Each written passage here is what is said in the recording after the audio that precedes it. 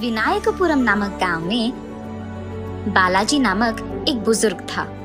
उसके राम, श्याम और शिवा नामक 3 बेटे थे। तीनों भाई बहुत मिलजुल कर रहते थे। राम और उसकी पत्नी चावल का व्यापार करते थे। उसी तरह श्याम और उसकी पत्नी कर्ज का व्यापार करते थे। शिवा की शादी नहीं हुई थी, पर उसे फ्लूट बजाना बहुत पसंद था। वो हर रोज बाजार जाकर फ्लूट बजाता था। उसकी प्रतिभा देख सभी उसकी प्रशंसा करते हुए पैसे देते थे।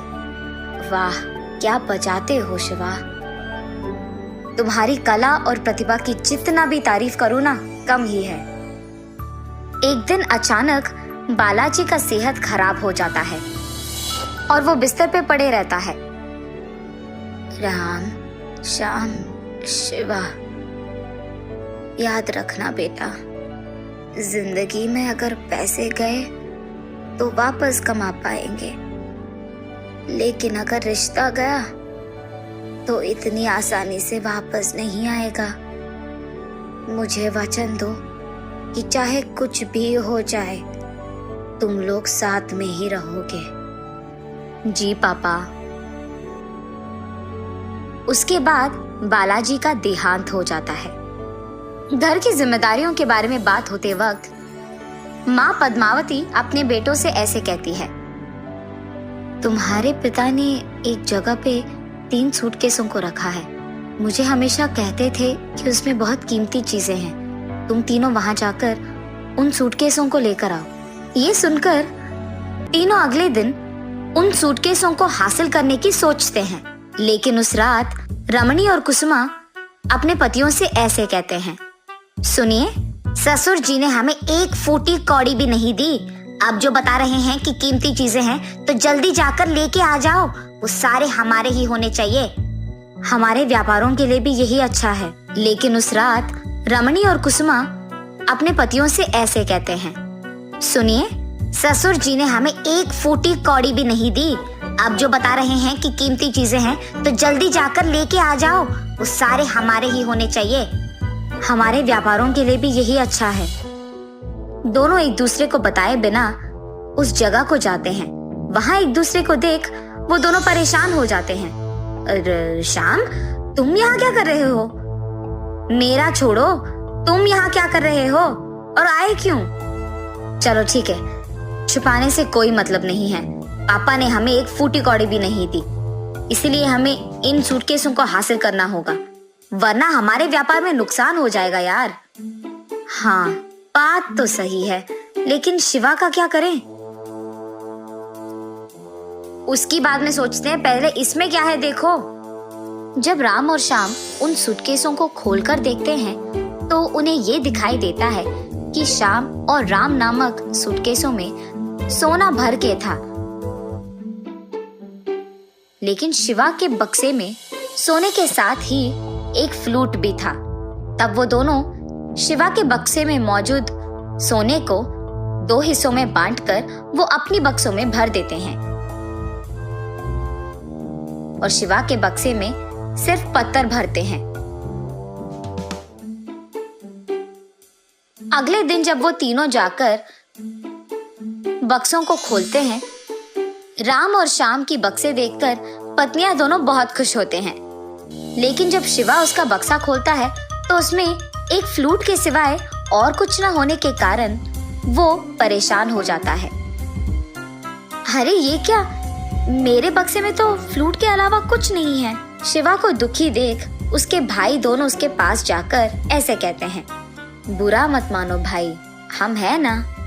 हाँ, हम तो है ही। ये लो, ये 5 सोने के सिक्के लो हमसे। हाँ हाँ, मैं भी दे रहा हूँ 5 सोने के सिक्के, ये लो।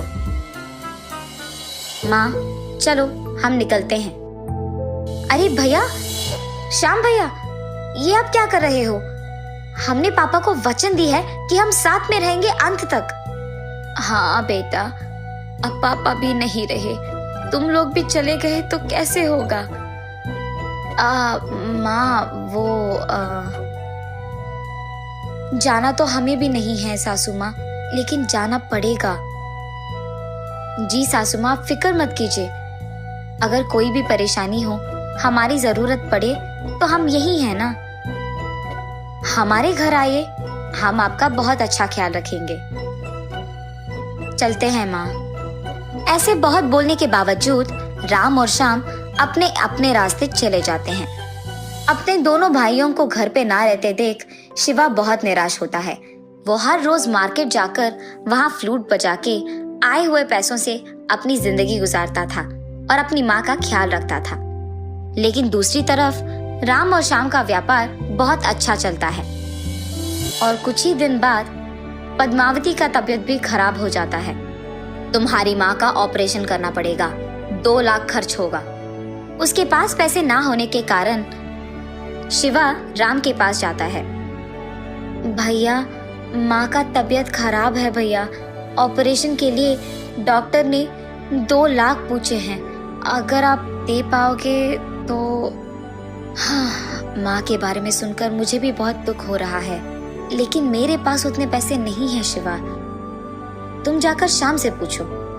शिवा जब श्याम को पूछता है तो वो, क्या तुम्हें क्या लगता है कि पैसे हमारे घर के पौधों पे खिलते हैं कि तुम जैसे पूछे तैसे दे दूं मैं? वरना मैं आपसे उधार ले लूंगा भैया, मैं चुका दूंगा सारे पैसे। मेरे पास कोई पैसे नहीं हैं। चलो निकलो यहाँ से तुम पहले।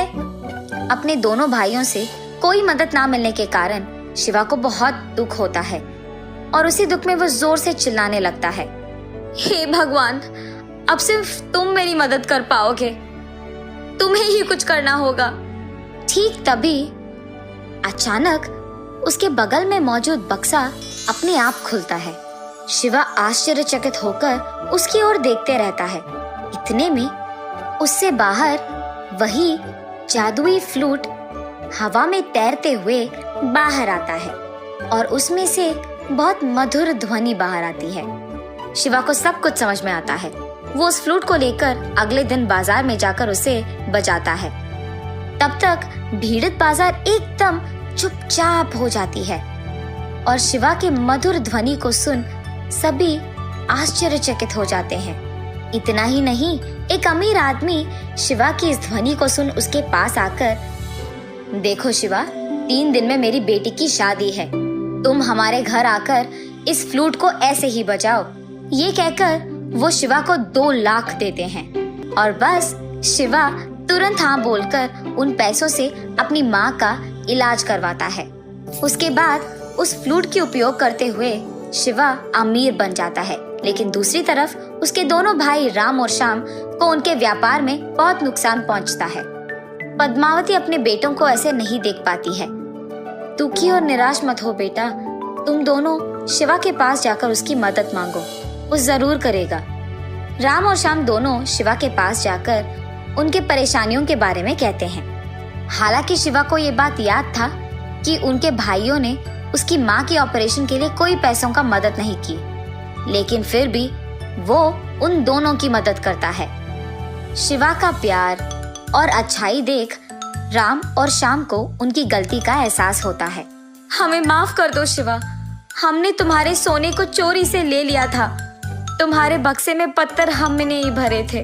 और इतना ही नहीं, जब मदद मांगते हुए तुम हमारे पास आए तो हमने तुम्हारी मदद भी नहीं की, हमें माफ कर दो। छोड़ दो भैया, जो हो गया सो हो गया, अभी हम सब साथ में ही रहेंगे ना, मुझे तो बस उतना ही चाहिए।